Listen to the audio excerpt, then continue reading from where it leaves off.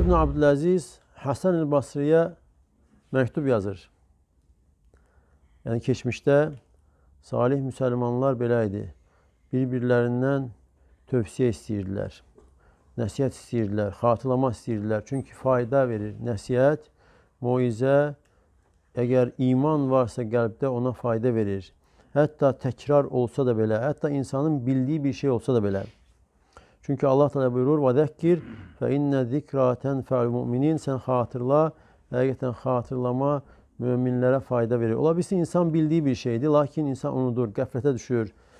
Necə ki Allah Resulü sallallahu aleyhi və səlləm yəni vəfat etdikdə və müsəlmanlar çox sarsılırlar. Və hətta Ömər radiyallahu anh deyir ki, kim desə ki Allah Resulü sallallahu aleyhi və səlləm ölüb, onu bu qılıncımla vuracağım. Və Əbu Bakr orada olmur. Sonra Əbu Bakr gəlir, yəni səhabə gedib Əbu Bakr'a deyir, Əbu Bakr məsciddə olur və Əbu Bakr səhabəni görəndə deyir ki, Peyğəmbər sallallahu aleyhi ve sellem öldü mü? Deyir ki, Ömər deyir ki, kim bunu desə onu vuracağım qılıncımla. Və Əbu Bakr gəlir və Peyğəmbər sallallahu aleyhi ve sellemin üzünü açır və öpür və deyir ki, sağ ikən də pak, təmiz, gözəl idin. Yəni dünyadan köçdükdən sonra da beləsən. Və sonra xutbə verir və xutbəsində insanlara deyir ki, yəni kim Allaha ibadət edirsə Allah Teala diridir, heç vaxt ölmür. Və kim də Muhammedə ibadət edirsə bilsin ki, Muhammed artıq ölmüşdür və sonra ayəni oxuyur.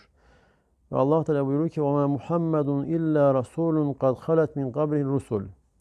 Muhammed özündən öncə gəlib keçən elçilər kimi, peyğəmbərlər kimi bir peyğəmbərdir, elçidir. Əfə immətə əv qutilən qalabtum alə aqabikum. Əgər ölsə və ya öldürülsə, siz dindən geri mi dönəcəksiniz? Ömər radiyallahu anh deyir ki, bu ayə sanki birinci dəfə eşitdirdim. Halbuki bildiyi ayədir, eşitdiyi bir şeydir. Yəni keçmiş salih müsəlmanlar da bir-birlərinə məktub yazırdılar ki, mənə nəsihət et, tövsiyə elə və həmçinin görəndə deyərdilər, bir-birlərinə tövsiyə edərdilər. Və Ömər ibn Abdüləziz də Həsən el-Basriyə məktub yazır ki, mənə moizə elə, amma qısa elə. Moizə, nəsihət elə, lakin qısa elə. Həsən el-Basri də məktub yazır və deyir ki, فَإِنَّ الدُّنْيَا مَشْغَلَةٌ لِلْقَلْبِ وَالْبَدَنِ. Həqiqətən dünya qəlbi və bədəni məşğul edəndir, yayındırandır. Və innə zuhdə rahatun lil qalbi vəl bədən. Tərki dünyalıq, dünyaya göz dikməmək, dünyaya həris olmamaq qəlb və bədən üçün rahatlıqdır. Və innəllaha səiluna anilləzi. Yəni Allah Teala da bizdən soruşacaq. Bizim Allah Teala'nın bize verdiği halallarından istifadə etdiyimizə görə. Allah da bizdən soruşacaq. Allah'ın bize nimet olarak verdiği halallarından. فَكَيْفَ بِمَا نُعِمْنَا فِي حَرَامِهِ. Bəs haramından istifadə etsək necə?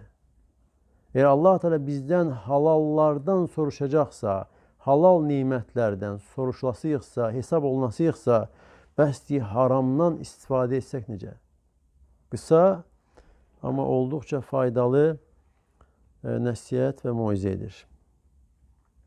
Allah Teala bizi eşidib, yaxşısına tabi olanlardan etsin.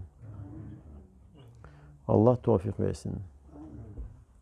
Ümumiyyətlə, elm, yəni insanın Allahın dinini öyrənməsi, Allah Teala'nın dinini öyrənməsi insanı ancaq və ancaq səadət və xoşbəxtliyə aparır. Necə ki, Əbülvalid Əl-Bəci deyir ki, yəni elm insanı səadətə aparır və insanı hörmət Allah yanında uca dərəcəyə çatdırır. Elmin azı insana fayda verir. Çoxu isə insanı ucaldır, Allah yanında yüksəldir. Azı fayda verir, çoxu Allah yanında dərəcələrini qaldırır, yüksəldir. Elm xəzinədir. Elə bir xəzinədir ki, her bir halda ucalır, artır, çoxalır. Elmi xərcləməklə elm artır. Qəsbkar onu götürə bilməz, qəsb edə bilmir. Oğrunun oğurlamasından da qorxulası bir şey deyil. Nə də ki, müharibə edən düşmənin onu müharibə ilə sənin əlindən almasına da qorxu yoxdur. Elm insan üçün belədir. Allah Teala bizə faydalı, mənfəətli elm versin.